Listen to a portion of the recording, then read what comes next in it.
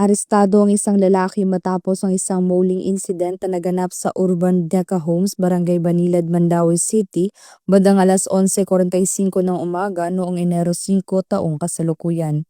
Ayon sa ulat ng pulisya, isang concerned citizen ang tumawag sa himpilan kaugnay sa umano'y pananakit.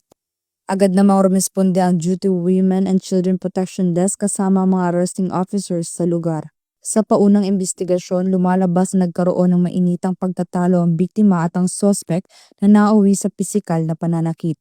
Napag-alaman din na bago pa ang insidente ay ilang beses nang sinakta ng sospek ang biktima bunsod ng matinding selos. Kinilala ni Police Major Mark Mamak Navales, Station Commander ng Police Station 4 Mandaue City Police Office, ang biktima na si Tracy, 30 taong gulang at ang sospek na si Dave, 26 na taong gulang kasalukuyang nanunuluyan sa isang hotel sa Cebu City at Tubong, Surigao City.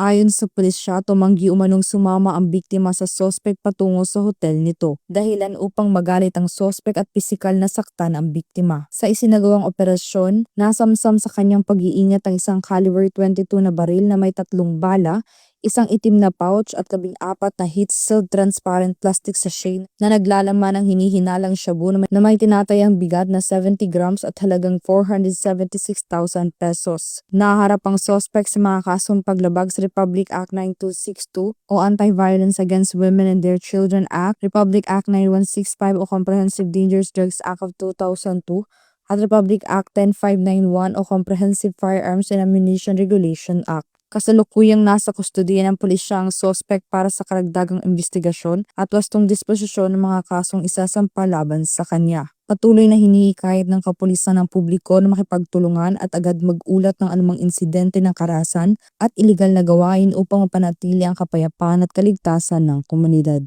Mula dito sa Mandaue City Police Office, ako ang inyong Police News Network Correspondent, Patrolwoman Judith Nicanor, alagad ng batas, tagataguyod ng Balitang Pulis.